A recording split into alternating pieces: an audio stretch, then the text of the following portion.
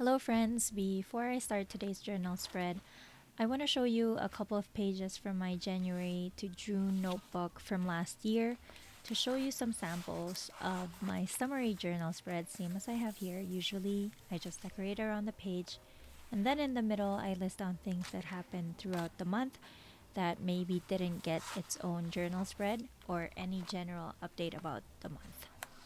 I do this at the end of every month, even when I don't end up filling the page, even when there's not enough time to write anything down. I just do it anyway.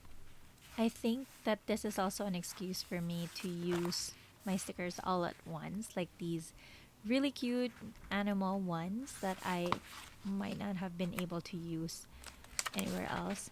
It's also just two pages where I can dump some thoughts that I may not have been able to journal about otherwise. So, yeah, that is how I do my updates at the end of every month, and that is what I will be doing today.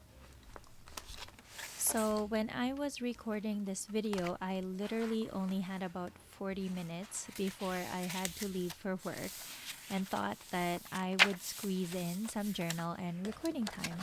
So, I didn't want to take so much time picking out the stickers that I will be using. So I decided that for today's spread, I will be using the Dawn sticker book that I have here, because for this one, the stickers are categorized by color. So I'm just gonna be picking a color that I want to use for my spread, and I'm just gonna stick to that one. And because they're all coming from like the same pages, like same couple of pages, it's gonna be easy for me to pick the stickers that I will be using for the spread. And I think that I don't think, I know that I have decided to use green stickers for my summary spread. So I have all these different pages that I can choose the stickers from, which is great. I didn't attempt to pick stickers that have something to do with what I'm writing about, which is what I normally do, because I didn't have the time. So, yeah, I'm just picking random ones that I like and that I think would go well together. And the topics that I write about in these summaries are all over the place anyway, so it's really not something cohesive. So, yeah, April is my first full month home after the 3 months that I spent in Ontario, and since the passing away of my dad.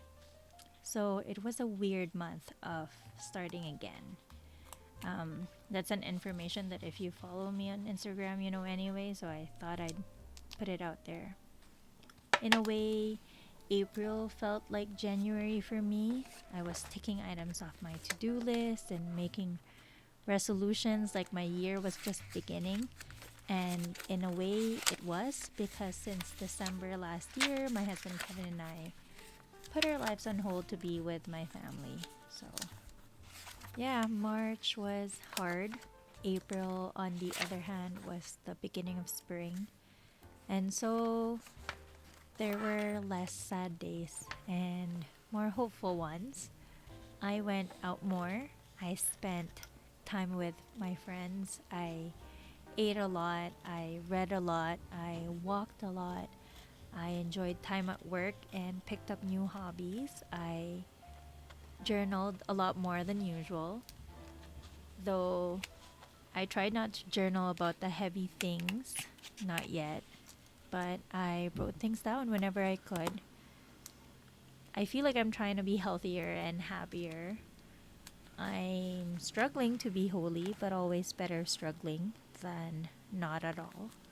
So I'd like to think that April was a good month, and I'm hopeful that May would be a better one. I think that that was what I tried to write about in this journal spread, or at least what I wanted to write about. Instead, I wrote about collecting blind boxes. I collect Malinta ones. They're absolutely adorable, but I feel like I should stop before I start spending a fortune on toys. I don't know that it looks good for a 34-year-old to be spending on toys. But anyway, they're cute and they make me happy for now.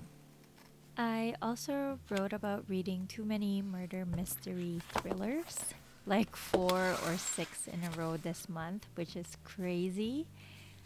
Is it weird to say that they are comfort reads for me? Like they're quick reads and I don't need to think, I just need to follow the crumbs. But I am also done not thinking anymore. So I'm planning to pick up more literary fiction for May. I honestly feel like I need a break from murder mysteries for at least until November. Yep. I also wrote about being more consistent in a lot of things like walking 10,000 steps, doing my skincare, and posting on YouTube.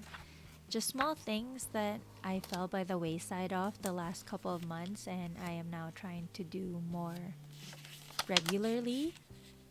It's such a big thing for me to be back posting here because journaling and editing videos are two things that I truly enjoy doing. So it feels great too when my videos get comments because I spend a lot of time editing. So it's nice to be seen.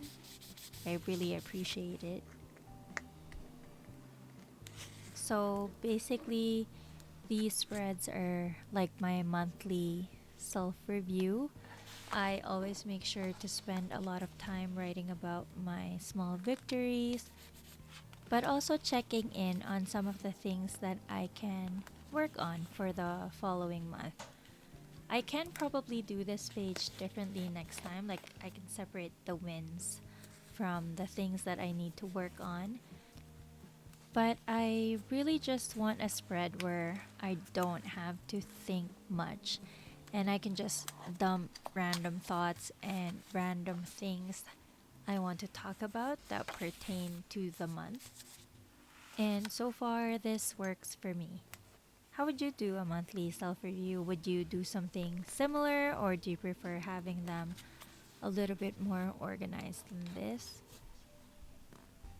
I have completely talked over all the videos without talking about the decorating happening here. But as you can see, the page is coming along or has come along nicely.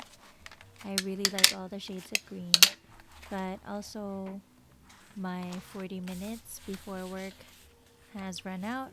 So I will be doing the rest of the journaling once I get back from work.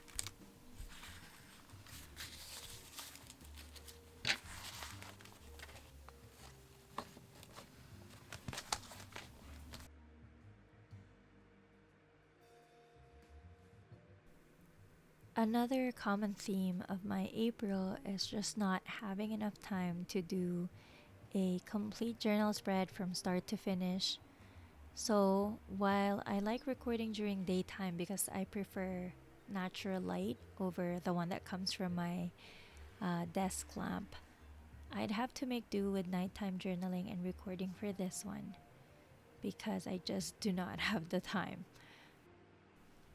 But I do actually do most of my journaling at night when all my chores are done, when I am unpacking the day and winding down. It's just the optimal time for journaling for me. Do you find that you journal more during like a certain time of the day? Like, do you do it more in the morning or at nighttime before bed?